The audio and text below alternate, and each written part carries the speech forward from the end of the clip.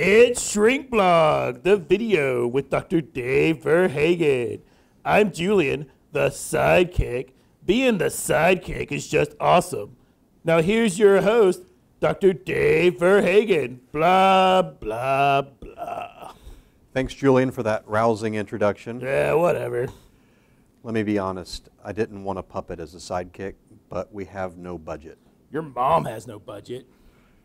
Well, anyway, welcome to Shrink Blog, the video. I'm Dave Verhaagen, and this first inaugural edition of the show, we're going to feature the Psychologist's Guide to Surviving the Zombie Apocalypse. And you know, it's a matter of when, not if, we're going to have the zombie apocalypse, and you need to be prepared. And I'm going to give you some psychological tips to surviving. 3 today, and then a couple more next week. The first one is you want to moderate your anxiety. When the zombie apocalypse happens, people are going to be freaking out. They're going to be thinking irrationally, they're going to be panicking, they're going to be freaking out, but you're going to remain calm. And that's really, really important in surviving. So how are you going to remain calm? Well, one of the things you'll hear people talk about is that they need to crash a pharmacy and get a lot of medicine, like get anxiety medicine or get antidepressant medicine. That's not a good idea. What's wrong with that? Well, you could take some right now and it'd be all right. But I prefer some. The medicine won't help you, and here's why. Antidepressants are going to take about 2-3 weeks to start, and that's no good. And anti-anxiety medicines are going to take your edge off. And you need your edge. Here's the deal. You want some anxiety during the zombie apocalypse, for real. There's what we call a curvilinear response to anxiety, which means if you have no anxiety, your performance is really low. If you have moderate anxiety, your performance is actually optimal. And if you have too high anxiety, your performance drops off and is really poor again. So you want to be right in that sweet spot where you have a moderate amount of anxiety. Not too low where you're like, don't have your guard up and some zombie bites you in the neck or whatever. And not too high where you're being irrational, but right in the middle. So you want to use a little bit of what we call in the business self-talk. And in a lot of self-talk, they say, think about the worst thing that can happen. That's not a good idea in the zombie apocalypse, because the worst thing that can happen is that a zombie can bite you and turn you into a zombie or eat your guts and so on. That's not a good deal. That sounds awesome. Yeah. But what you want to think about instead is things like, if I stay focused, I can survive, right? If I stay focused, if I stay calm, I can survive. So you want to talk yourself through this, and you want to hit this moderate amount of anxiety. Not too little, not too much, just right.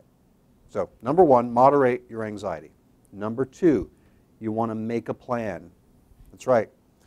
What people do during the zombie apocalypse is they get in their car and they try to get gas and they go raid the grocery store and they get on the major highways, and not a good idea.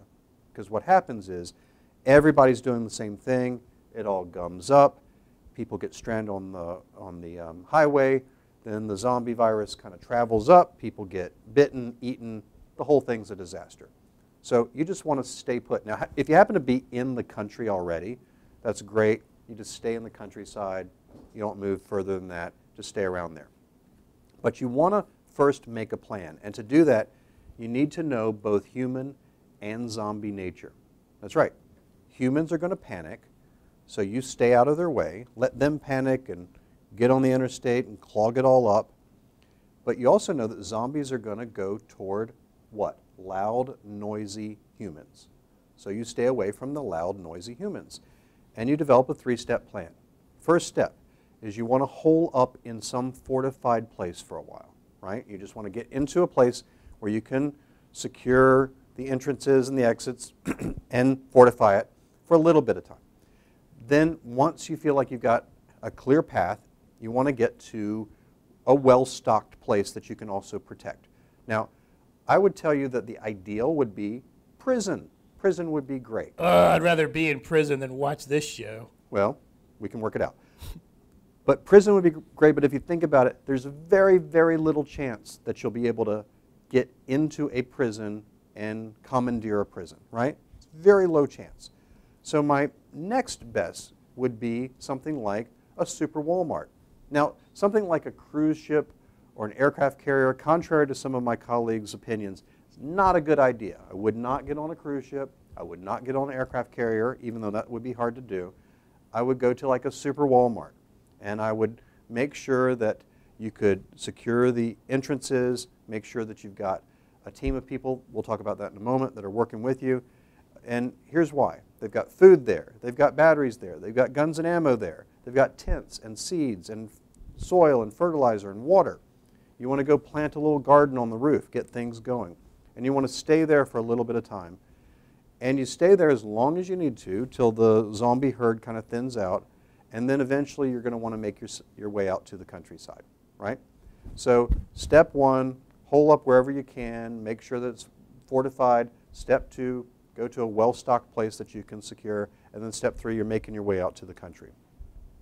The final thing I'm going to suggest is you need to manage the humans. Manage the humans. Remember, in the zombie apocalypse, we're no longer a democracy. This is a benevolent monarchy. Somebody's got to be the boss. You can't have a group decision and group process. It's got to be somebody's the boss. And in the zombie apocalypse, if that is you, you need to be a good boss. Listen, the idea that everybody is a leader and everybody's a boss is not true. We know that there's about 1 out of every 8 people. This is true. 1 out of every 8 people is a good leader. So if you're that person, you need to take charge. It's not like asking for input, getting opinions. You need to be a visionary leader. And you need to instill in people a vision, a sense of hope along with your plan. And the message is, I'm going to keep you safe if you follow me and follow my plan. Right? That's the message. I will keep you safe if you follow me and follow the plan. People will gladly lay down their rights, their civil liberties, their freedoms, if they think someone will keep them safe. And so that needs to be you. So there you go.